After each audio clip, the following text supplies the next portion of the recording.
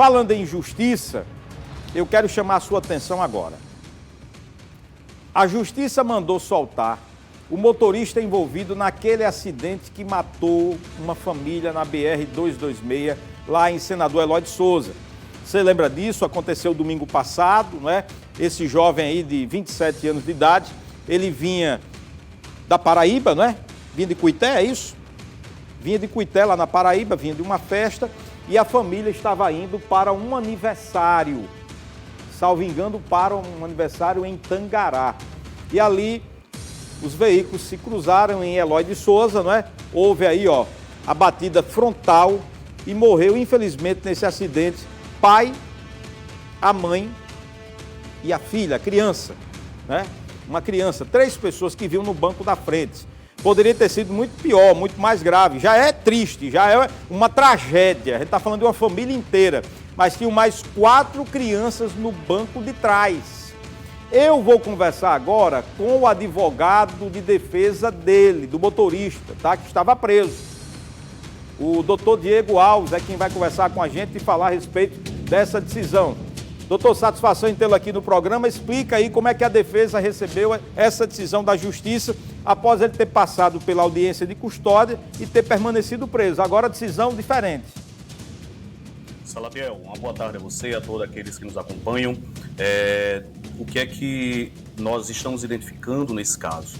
De imediato, é necessário nós pontuarmos que para todos nós é sempre um motivo de muita tristeza, de muita lamentação, quando há vítimas fatais, tais como esse caso que nós estamos atuando, né? E estamos aqui para prestar os nossos sentimentos, nossas condolências a todos os familiares e também para desejar melhoras às crianças que ainda estão passando por esse tratamento clínico, né?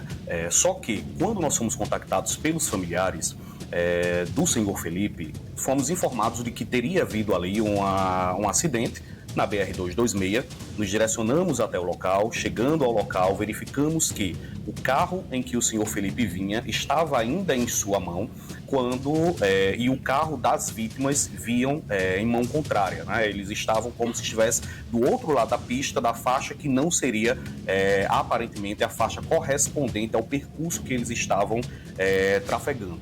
Quando nós nos deparamos com isso, fomos até a delegacia, que ele foi encaminhado até a delegacia. Chegando lá, o delegado de polícia entendeu que o crime que teria acontecido ali teria sido o crime de homicídio culposo na direção de veículo automotor, ainda que em estado de embriaguez, que é o crime que está previsto no artigo 302, parágrafo 3º do CTB. Da mesma maneira, quando foi para a audiência de custódia, o Ministério Público, através do seu promotor de justiça, entendeu que o crime seria ali de homicídio culposo na direção do veículo automotor.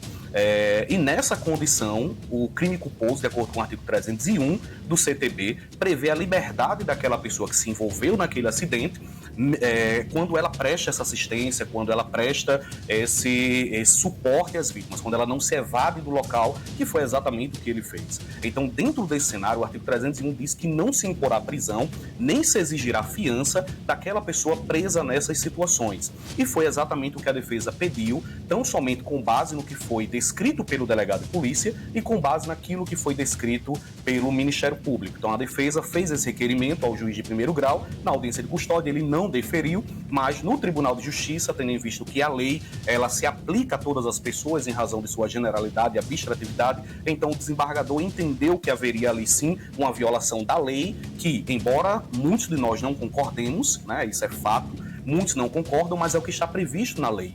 Então, se a lei diz que há essa possibilidade e o APF, que é o auto de prisão em flagrante, que vincula a opinião do magistrado quanto à realização do próprio flagrante, e bem como a opinião delicti do membro do Ministério Público que fala sobre isso, que diz que seria um homicídio culposo, então, se a lei permite isso, apenas requeremos o que a lei permite dentro da nossa legislação aqui no Brasil. O doutor, ele confirmou na audiência que estava bêbado. A Polícia Rodoviária Federal afirma que ele tinha ingerido bebida alcoólica acima do que é permitido e foi feito o bafômetro. Ele confirmou, ele falou, ele falava das condições, se ele tinha ou não para estar dirigindo?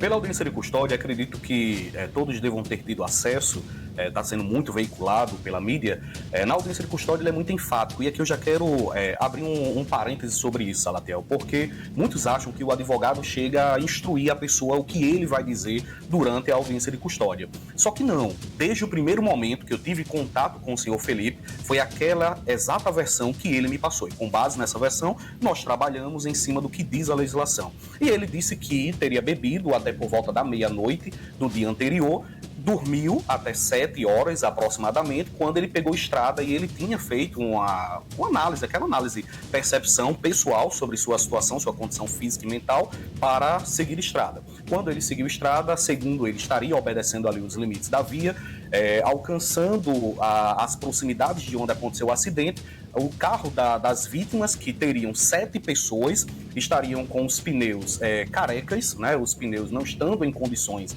de estar dirigindo, e segundo ele também, 3 pessoas que teriam sido as vítimas estariam sem o cinto de segurança, né? Então essas pessoas acabaram sendo vitimadas, ocasionando esse momento fatídico que foi a morte dessa família, que é lamentável, mas segundo a versão dele, ele continuava na mão, e tanto é que o veículo, quando após o acidente, o veículo permaneceu na própria faixa que ele disse estar. O que leva a crer que, de fato, aparentemente, pela análise que ainda será aprofundado pela perícia, e aqui é importante também ressaltarmos que nem a PRF, nesse momento, tem como dizer quem entrou na faixa de quem, porque apenas a perícia é quem dirá. Então, no correr do processo é que isso ficará esclarecido, sobre quem entrou na contramão, quem não estava, mas ele alega, sim, respondendo sua pergunta, Salatiel, que teria, sim, ingerido bebida alcoólica na noite anterior. Obrigado, doutor, pela participação, esclarecendo e falando a respeito da defesa, após a decisão de ontem, liberando o jovem de 27 anos que vinha no veículo e que o veículo colidiu contra outro, a BR-226, e uma família morreu naquele local. As pessoas comentando aqui, como o J. Júnior, dizendo o seguinte: que vergonha, país sem justiça. Opiniões que vão chegando aqui, como a do Paulo Mendes também, dizendo que o cliente geralmente é orientado pelo advogado na hora de fazer a defesa. Quem mais aqui? O Paulo Mendes, Que lei é essa? Tira a vida de uma família inteira, ele deveria estar preso. São as mensagens que vão chegando, as opiniões, o comentário através do nosso canal do YouTube, É por isso que eu defendo a tolerância zero. Zero. Esse negócio de dizer, não, porque pode beber 0,33. Meu amigo, é para ser zero álcool. Se eu fosse, viu, Júnior Rego? Eu, Salatiel de Souza, se eu fosse deputado federal, eu ia fazer essa lei. Zero álcool. Acabar com essa história de não pode beber, porque o cara toma uma, daqui a pouco toma 2, toma 3, daqui a pouco derruba uma garrafa inteira, depois fica bêbado, aí diz assim, eu tenho condições de dirigir. Eu tô bem. Eu tô legal, eu conheço aqui, porque eu moro aqui na região, eu tô legal, tá tudo sob controle. E aí assume o risco de matar e morrer, tá? Fica, inclusive, uma ideia aí, uma sugestão para qualquer parlamentar.